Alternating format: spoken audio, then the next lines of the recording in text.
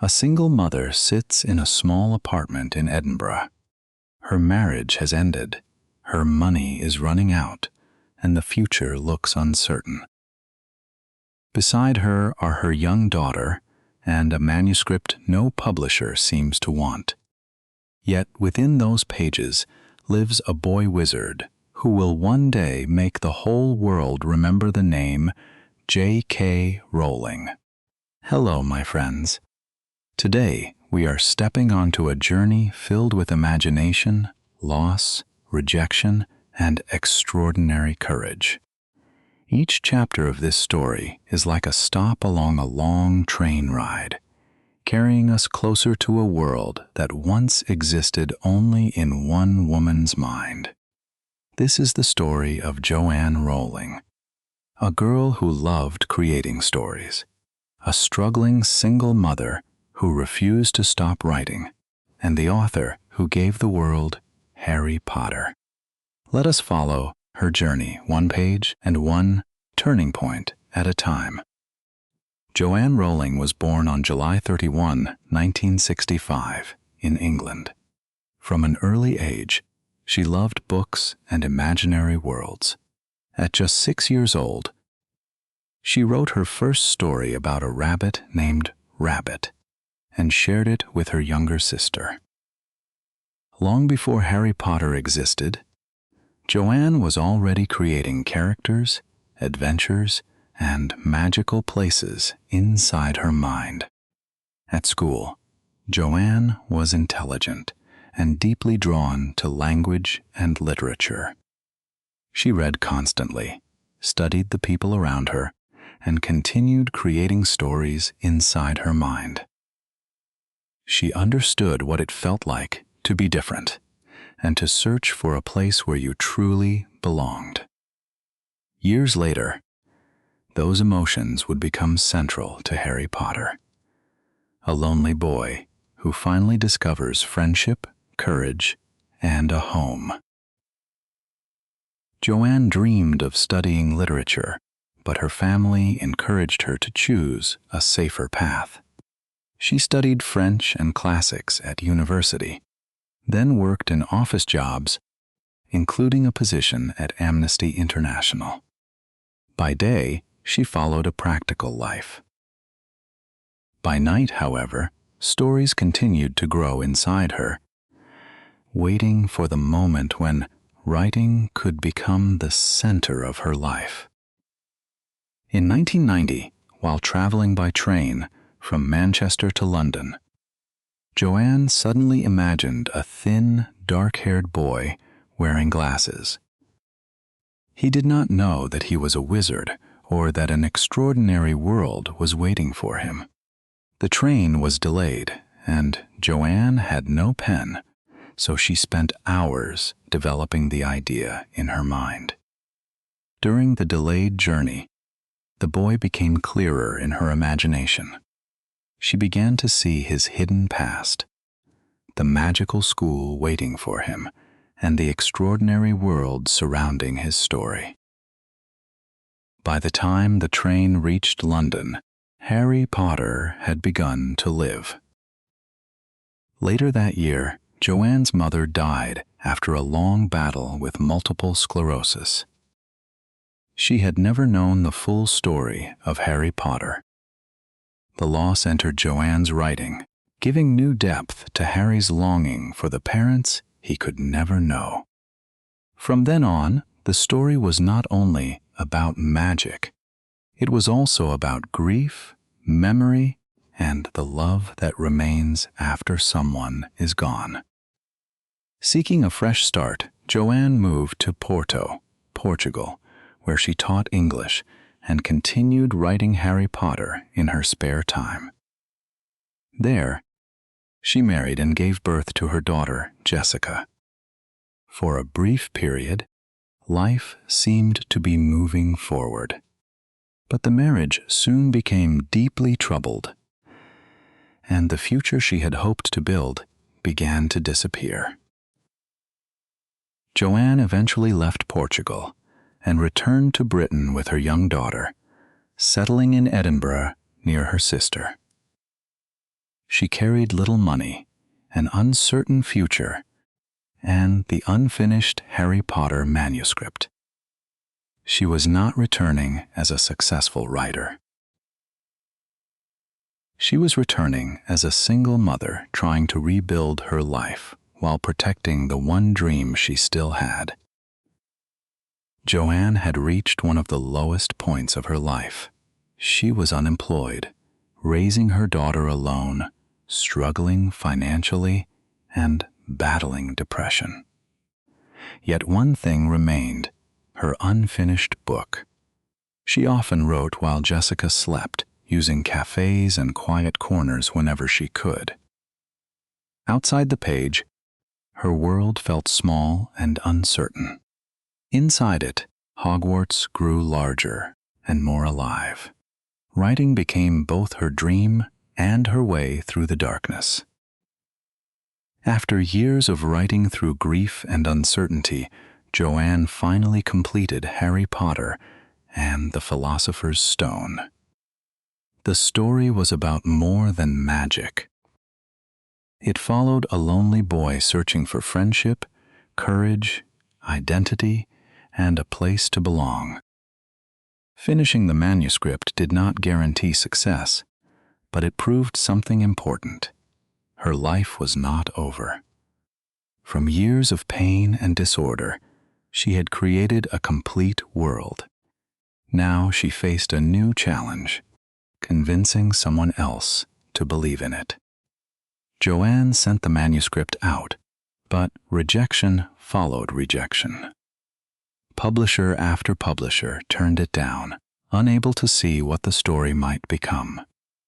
Still, she refused to abandon the world she had spent years creating. Each rejection closed one door, but Joanne kept searching for another, believing that somewhere, someone might finally give Harry Potter a chance. Then, after years of writing and repeated rejection, the answer finally changed. Bloomsbury agreed to publish the book. A young reader had finished the first chapter and immediately asked for more.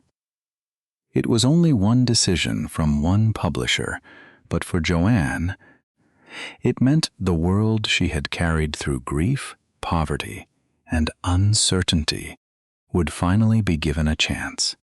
She would publish under the name J.K. Rowling, with the K borrowed from her grandmother, Kathleen. On June 26, 1997, Harry Potter and the Philosopher's Stone was published in Britain. The first hardcover printing was only about 500 copies, most sent to libraries. There were no midnight crowds, films, or global celebrations. Just a small book quietly entering the world. Yet inside those pages waited a story that would soon enchant millions. At first, the change was quiet. One child read the book, then recommended it to another. Teachers, parents, booksellers, and librarians began to notice the excitement spreading. The novel won awards, sales increased, and more readers entered Joanne's magical world.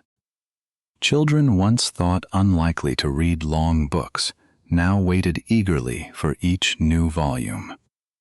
Hogwarts had opened its doors, and the story was beginning to travel far beyond Britain. Soon, the quiet beginning became a global phenomenon. In cities around the world, readers lined up at midnight, waiting for the next Harry Potter book. The stories were translated into many languages and later brought to the screen. Joanne, who had once written in cafes without knowing whether anyone would read her work, now watched millions of people enter the world she had created. Harry Potter touched millions because it was never only about magic.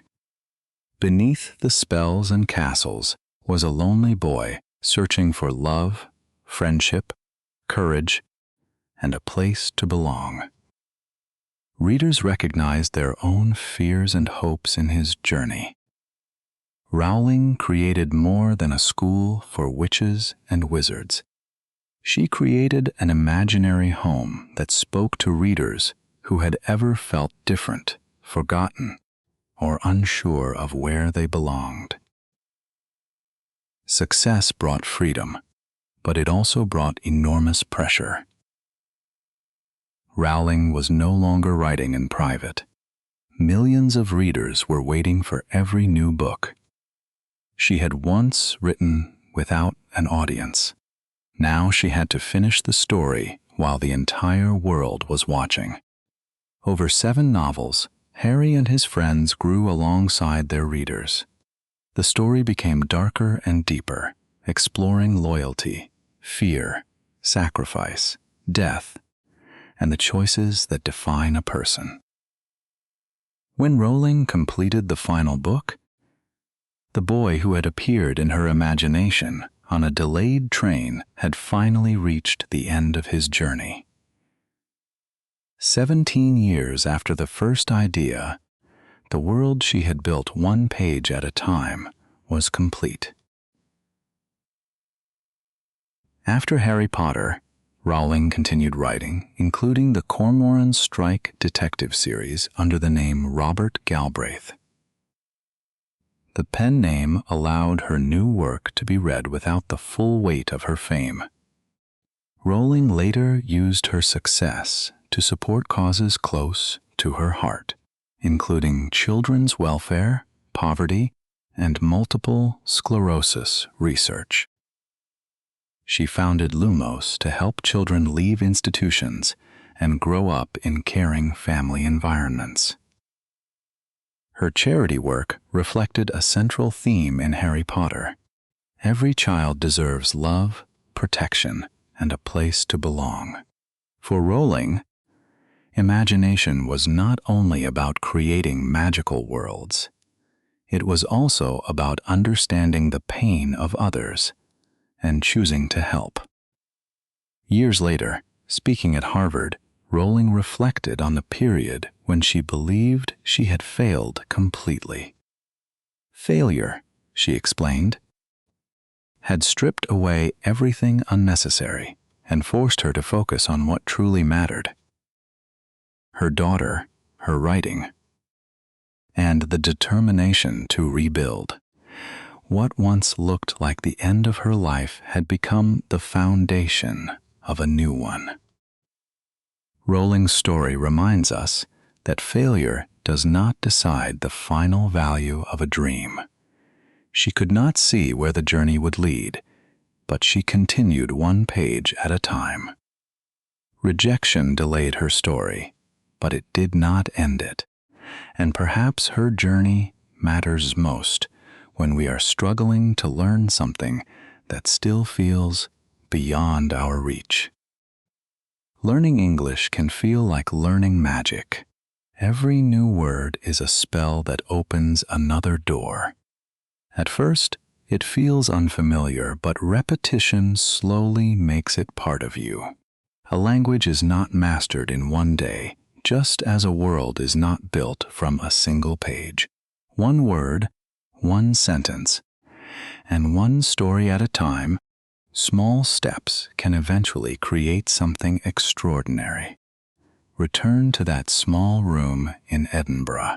A single mother sits beside her sleeping daughter, facing an unfinished manuscript and an uncertain future. There is no applause, no contract, and no promise of success. Only one choice: stop or write another page. J.K. Rowling's greatest magic was not the world she eventually created. It was her decision to continue creating it when no one could promise that it mattered. Which moment in J.K. Rowling's journey stayed with you most? The delayed train, the years she wrote beside her sleeping daughter, or the publisher who finally said yes? Share your answer in the comments. Keep reading, keep listening, and keep moving forward one page at a time. Your next chapter may matter more than you know.